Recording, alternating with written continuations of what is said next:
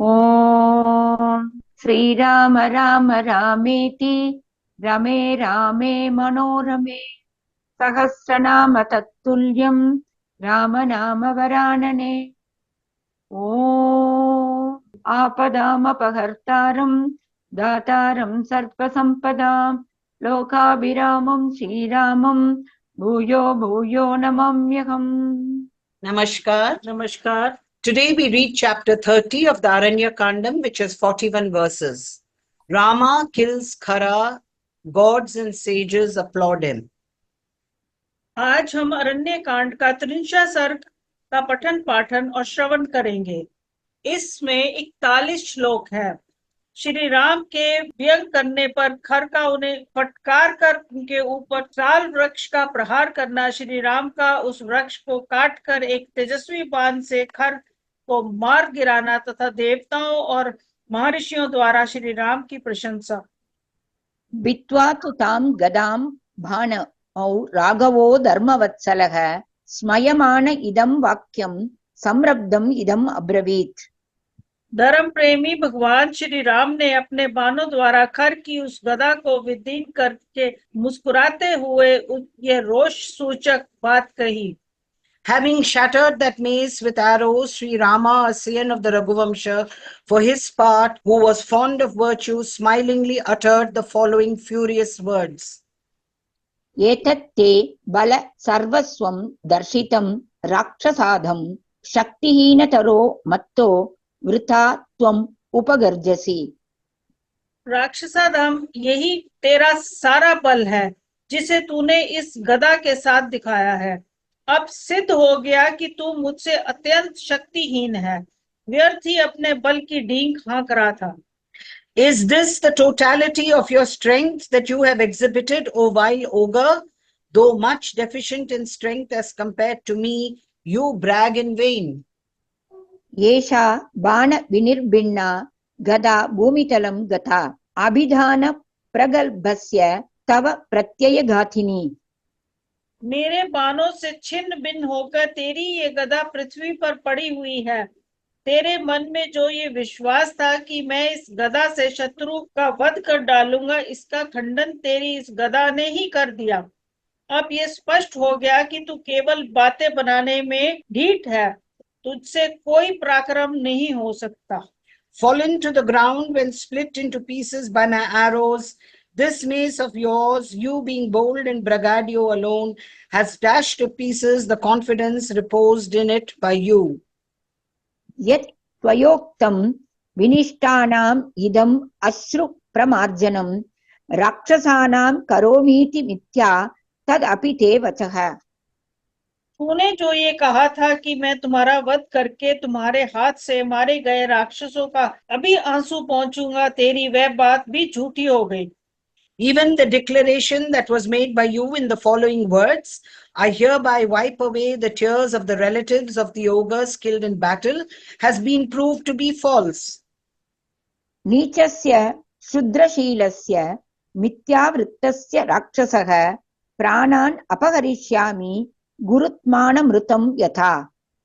तू नीच शुद्र स्वभाव से युक्त और मिथ्याचारी राक्षस है। मैं तेरे प्राणों को उसी प्रकार हर लूंगा जैसे गरुड़ ने देवताओं के यहाँ से अमृत का अपहरण किया था। Even as Garuda, the king of birds, snatched away nectar from the custody of the gods in heaven, I shall take away the life of this vile ogre that you are, mean of nature and immoral of conduct.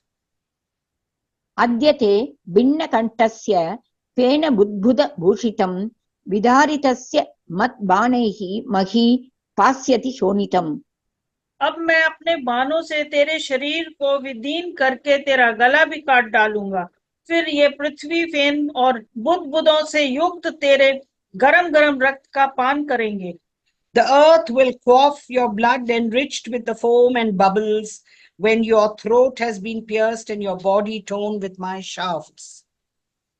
पांसु रूषित सर्वांगः त्रस्त न्यस्त भुजद्वयः स्वप्स्यसे घाम समाश्लिष्य दुर्लभाम प्रमदामिव। तेरे सारे अंग धूल से धूसर हो जाएंगे। तेरी दोनों भुजाएं शरीर से अलग होकर पृथ्वी पर गिर जाएंगी और उस दशा में तू दुर्लभ युवती के समान इस पृथ्वी का आलिंगन करके सदा के लिए सो जाएगा। Closely embracing the earth like a young woman, hard to win, you will lie asleep forever, covered with dust all over the body, with both of your arms severed.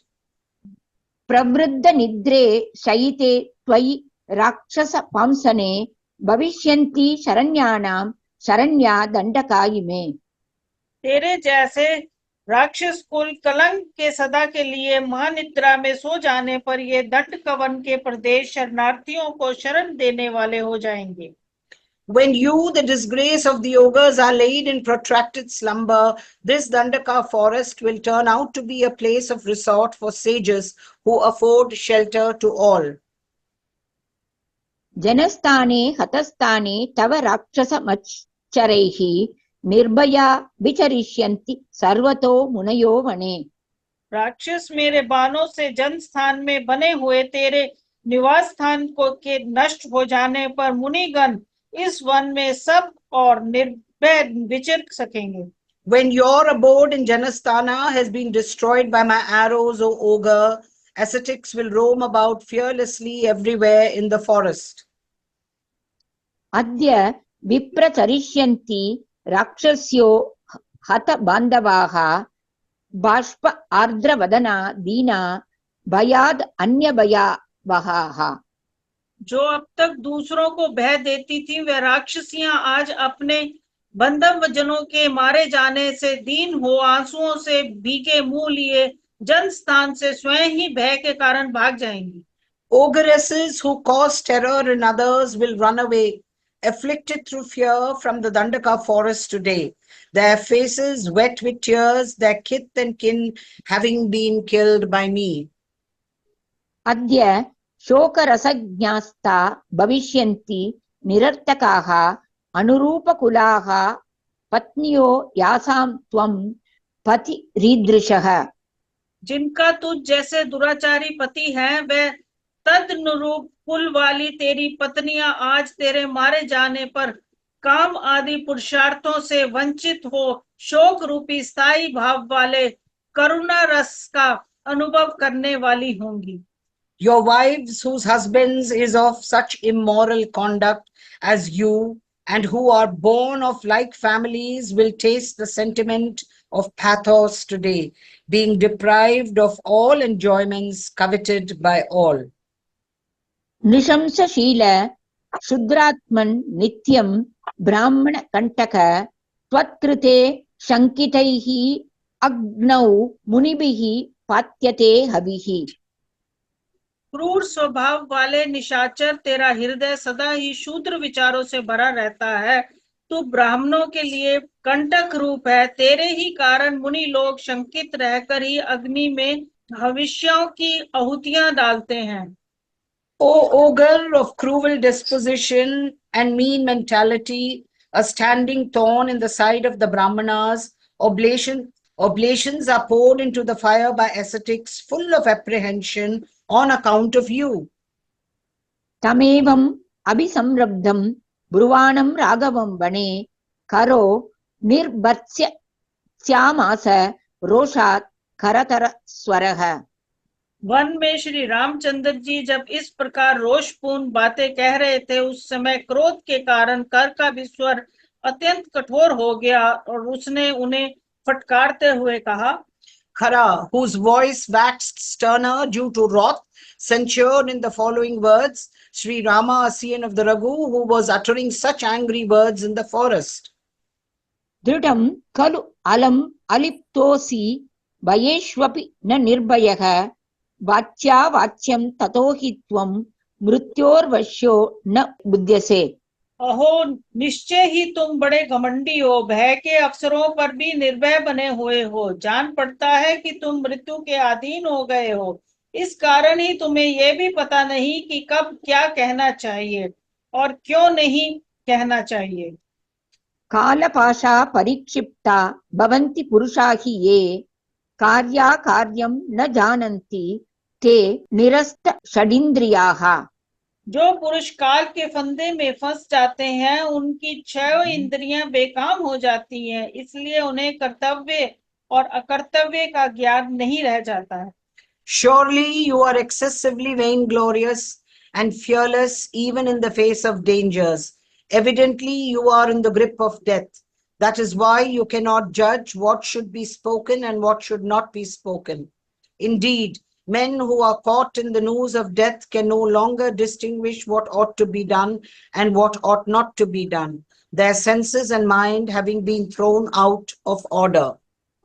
एवमुक्त्वा ततो रामं समृद्ध्य भ्रुकुटीं ततः स ददर्श महासालम् अविदूरे निशाचरः रणे प्रहरणास्यार्थे सर्वतो ह्य अवलोकयन् स तमुत्पाटयामास दशनच्छदम्।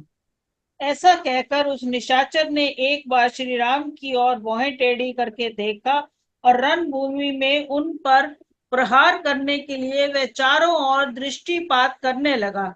इतने में ही उसे एक विशाल साखू का वृक्ष दिखाई दिया जो निकट ही था। खर ने अपने होठों को दांतों से दबाकर उस वृक्ष को उखाड़ लिया। Speaking as aforesaid to Sri Rama and then knitting his eyebrows and further eagerly casting his eyes all around for some weapon to be used in the encounter, the said ogre saw a big salt tree not far off and sharply biting his lips, he uprooted it. तं समुत्क्षिप्य बाहुभ्यां विनर्दित्वा महाबलः रामम् उद्दिश्य चिक्षेप हतस्त्वमिति च अब्रवीत्। फिर उस महाबली निशाचर ने विकट गर्जना करके दोनों हाथों से उस वृक्ष को उठा लिया और श्री राम पर दे मारा। साथ ही यह भी कहा, ले लो अब तुम मारे गए। Whirling it with his arms and loudly roaring, the ogre, who was possessed of extraordinary might, hurled it at Sri Rama and said, "You are killed." तमापतन्तं बाणौघैः चित्वा रामः प्रतापवान् उरोषमाहारयत् तीव्रं निहंतुम समरे करम। परम प्रतापी भगवान श्री राम अपने ऊपर आते हुए उस वृक्ष को बाण समूह से काट गिराया और उस समर भूमि में खर को मार डालने के लिए अत्यंत क्रोध प्रकट किया। Cutting down with his volleys of arrows the approaching trees, the glorious Sri Rama summoned violent anger to make short work of Kara in the battle. जातस्वेदस्ततो रामो रोषरक्तान्तलोचनः निर्बिभेद सहस्रेण बाणानां समरे खरम्। उस समय श्री राम के शरीर में पसीना आ गया, उनके नेत्र प्रांत रोष से रक्त वर्ण के हो गए। उन्होंने सहस्त्रों बाणों का प्रहार करके समारंगन में खर को क्षत विक्षत कर दिया। Covered with perspiration due to anger and with the outer corners of his eyes reddened through anger, Sri Rama thereupon pierced Kara on the battlefield with 1,000 arrows. तस्य बाणान्तरात् रक्तं बहु सुश्राव फेनिलं गिरे प्रश्रवणस्येव धाराणां च परिश्रवः। उनके बाणों के आघात से उस निशाचर के शरीर में जो घाव हुए थे उनसे अधिक मात्रा में फैन युक्त रक्त प्रवाहित होने लगा, मानो पर्वत के झरने से जल की धाराएं गिर रही हैं। Like the flow of torrents from the Mount Prasarvana, copious foaming blood gushed forth from the cuts made in his body by the arrows. विकलः सकृतो बाणैः खरो रामेण संयुगे मत्तो रुधिरगन्धेन तमेवाभ्यद्रवत् धृतम्। श्री राम ने युद्ध स्थान में अपने बाणों की मार से खर को व्याकुल कर दिया, तो भी उसका साहस कम नहीं हुआ। वह खून की गंध से उन्मत्त होकर बड़े वेग से श्री राम की ओर ही दौड़ा। Rendered uneasy with his arrows by Sri Rama in battle and maddened by the smell of blood indeed, Kara ran fast towards Sri Rama. तम आपतन्तं संक्रुद्धं कृतास्रो रुधिराप्लुतम् अपासर्पद् द्वित्रिपदं किंचित त्वरित विक्रमः। अस्त्र विद्या के ज्ञाता भगवान श्री राम ने देखा कि यह राक्षस खून से लथपथ होने पर भी अत्यंत क्रोध पूर्वक मेरी ही ओर बढ़ा आ रहा है, तो वह तुरंत चरणों का संचालन करके 2-3 पग पीछे हट गए, क्योंकि बहुत निकट होने पर बाण चलाना संभव नहीं हो सकता। Taking a bit hasty strides, Sri Rama, who was skilled in the use of missiles, retreated 2 or 3 steps in order to be able to strike Kara, who was rushing towards him, highly infuriated and bathed in blood. ततः पावक संकाशं वदाय समरे शरं खरस्य रामो जग्राह ब्रह्मदंडम इवापरम। तदंतर श्री राम ने सम्राटगण में खर का वध करने के लिए एक अग्नि के समान तेजस्वी बाण हाथ में लिया, जो दूसरे ब्रह्मदंड के समान भयंकर था। Then, for the destruction of Kara in battle, Sri Rama seized an arrow blazing like fire and looking like another rod of Brahma, the creator. स तत् दत्तं मघवता सुरराजेन धीमता संदधे च स धर्मात्मा मुमोच च खरं प्रति। वह बाण बुद्धिमान देवराज इंद्र का दिया हुआ था। धर्मात्मा श्री राम ने उसे धनुष पर रखा और खर को लक्ष्य करके छोड़ दिया। Nay, the celebrated Sri Rama, whose mind was given to righteousness, fitted to his bow the said arrow gifted through the medium of sage Agastya by the wise Indra, the ruler of the gods, and dispatched it towards Khara. स विमुक्तो महाबाणो निर्घात समनिश्वनः रामेण धनुरायम्य खरस्यो उरसि च अपतत्। उस महाबाण के छूटते ही वज्रपात के समान भयानक शब्द हुआ। श्री राम ने अपने धनुष को कान तक खींचकर उसे छोड़ा था, वह खर की छाती में जा लगा। Discharged with great vehemence by Sri Rama, stretching his bow, that mighty arrow hit the chest of Kara, making a thunder-like sound. स पपात खरो भूमौ दह्यमानः शराग्निना रुद्रेणेव विनिर्दग्धः श्वेतारण्ये यथान्धकः। जैसे श्वेत वन में भगवान रुद्र ने अंधकसूर को जलाकर भस्म किया था, उसी प्रकार दंडका वन में श्री राम ने उस बाण की आग में जलता हुआ निशाचर खर पृथ्वी पर गिर पड़ा। Being burnt by the fire of the arrow, the notorious Khara fell to the ground, as did the demon Andhaka, entirely burnt by Lord Rudra, the god of destruction, in the Shweta forest. स वृत्र इव वज्रेण तेनेन नमुचिर्यथा बलो वेन्द्राश्च निहतो निपपात हतः खरः। जैसे वज्र से वज्रासुर फेन से नमुची और इंद्र की अश्नि से बालासुर मारा गया था, उसी प्रकार श्री राम के उस बाण से आहत होकर खर धाराशायी हो गया। Killed by Sri Ram with that arrow, as Vrata with a thunderbolt, Namuchi with or Bala with a stroke of lightning by Indra, Khara fell down dead. एतस्मिन् अन्तरे देवाश्चारणैः सह संगताः दुन्दुभिः चाभिनिघ्नन्तः पुष्पवर्षं समन्ततः रामस्य उपरि संहृष्टा ववर्षुः विस्मिताः तदा अर्धाधिकमुहूर्तेन रामेण निशितैः शरैः 14,000 रक्षसां कामरूपिणां करदूषणमुख्यानां निहतानि महामृदे। इसी समय देवता चरणों के साथ मिलकर आए और हर्ष से भरकर दुंदुभी बजाते हुए वहां श्री राम के ऊपर चारों ओर से फूलों की वर्षा करने लगे। उस समय उन्हें ये देखकर बड़ा आश्चर्य हुआ कि श्री राम ने अपने पहने बाणों से 1.5 मुहूर्त में ही इच्छा अनुसार रूप धारण करने वाले खरदूषण आदि 14,000 राक्षस को इस महासमर में संहार कर डाला। In the meanwhile, united with the Charanas, the celestial bards, and loudly beating their large drums on all sides, gods who felt greatly rejoiced and wonderstruck rained a shower of flowers all around at that moment on Sri Rama. They said, in the course of an hour and a half, 14,000 ogres headed by Khara and Dushana and capable of assuming any form at will were got rid of with sharp arrows in a major operation. अहो बत महत्कर्म रामस्य विदितात्मनः अहो वीर्यमहो दार्ढ्यं विष्णोरिव हि दृश्यते। वे बोले, अहो अपने स्वरूप को जानने वाले भगवान श्री राम का ये कर्म महान और अद्भुत है। इनका बल पराक्रम भी अद्भुत है और इनमें भगवान विष्णु की भांति आश्चर्यजनक दृढ़ता दिखाई देती है। Ah, great indeed was the feat of Sri Rama, the knower of the self.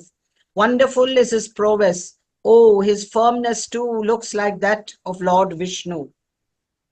इत्येवम् उक्त्वा ते सर्वे ययुः देवा यथागतं ततो राजऋषयः सर्वे संगताः परमऋषयः। ऐसा कहकर वे सब देवता जैसे आए थे वैसे चले गए। तदंतर बहुत से राजऋषि और अगस्त्य आदि महर्षि मिलकर वहां आए तथा प्रसन्नता पूर्वक श्री राम का सत्कार करके उनसे इस प्रकार बोले। Speaking as aforesaid, all those gods went on as they came. Hailing Sri Rama then as the royal sages and great sages assembled, including Agastya, who all felt rejoiced and spoke as follows. सभाज्यमुदिता रामं सागस्त्या इदम् अब्रुवन् एतदर्थं महातेजा महेन्द्रः पाकशासनः। शरभंग आश्रमं पुण्यम् आजगाम पुरन्दरः आनीतः त्वमिमं देशम् उपायेन महर्षिभिः। रघुनंदन इसलिए महातेजस्वी पाक शासन पुरंदर इंद्र शरभंग मुनि के पवित्र आश्रम पर आए थे और इसी कार्य की सिद्धि के लिए महर्षियों ने विशेष उपाय करके आपको पंचवटी के इस प्रदेश में पहुंचाया था। For this very purpose of bringing about your sojourn in this area, the great Indra, the subduer of the demon of Paka and the smasher of enemies' fortresses, who is possessed of exceptional glory, visited the holy hermitage of sage Sarbanga.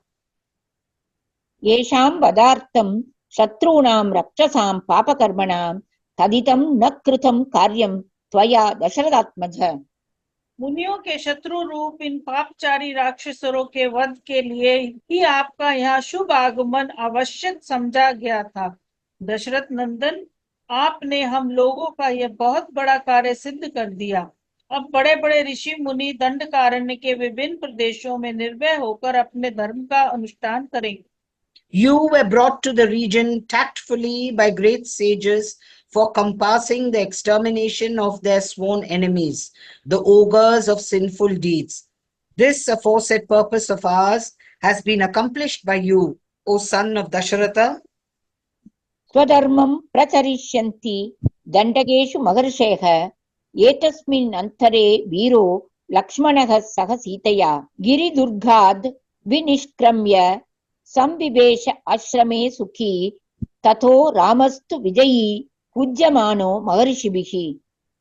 इसी बीच में वीर लक्ष्मण भी सीता के साथ पर्वत की कंधार से निकलकर प्रसन्नता पूर्वक आश्रम में आ गए। पश्चात महर्षियों से प्रशंसित और लक्ष्मण से पूजित विजयी वीर श्री राम ने आश्रम में प्रवेश किया।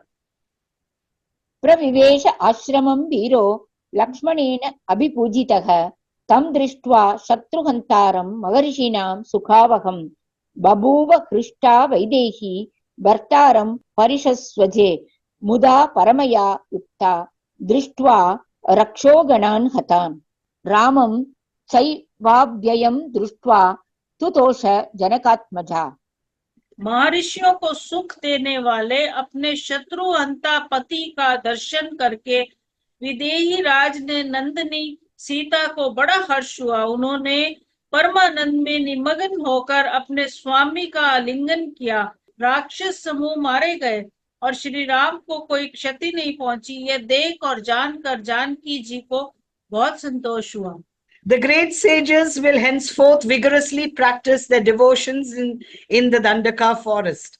In the meantime, issuing forth from the mountain cavern, which was difficult to access with Sita, the valiant Lakshmana sat down in an easy posture in the hermitage. Being glorified by great sages and honored in every way by Lakshmana, the victorious and historic Sri Rama duly entered the hermitage. Seeing her husband who had made short work of his enemies and brought happiness to the great sages, Sita, a princess of the Vaidehi territory, felt rejoiced and embraced him. Nay, transported with supreme felicity to see the hordes of ogres killed, the daughter of Janaka, Sita, felt gratified to find Sri Rama all well. ततस्तु तं राक्षससङ्गमर्दनं सम्पूज्यमानं मुदितैः महात्मभिः पुनः परिष्वज्य मुदान्वित आनना बभूव हृष्टा जनकात्मजा तदा।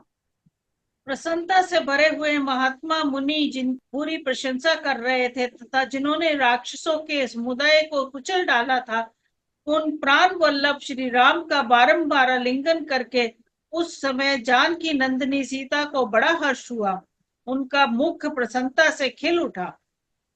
Then closely embracing once more that destroyer of the ogre hordes, who was being highly extolled by the exalted souls full of delight, the daughter of Janaka, Sita, felt rejoiced, her countenance lit up with joy. इत्यार्षे श्रीमद् रामायणे वाल्मीकीये आदिकाव्ये अरण्यकाण्डे 30 सर्गः। इस प्रकार श्री वाल्मीकि निर्मित रामायण आदि काव्य के अरण्य कांड में 30वां सर्ग पूरा हुआ। Thus ends Canto 30 in the Aranya Kandam of the glorious Ramayana of Valmiki, the work of a rishi and the oldest epic. ओम श्री राम राम रामेति रमे रामे मनोरमे सहस्रनाम तत्तुल्यम राम नाम वरानने। आपदामपहर्तारं दातारं सर्वसंपदां लोकाभिरामं श्रीरामं भूयो भूयो नमाम्यहम्। धन्यवाद। धन्यवाद।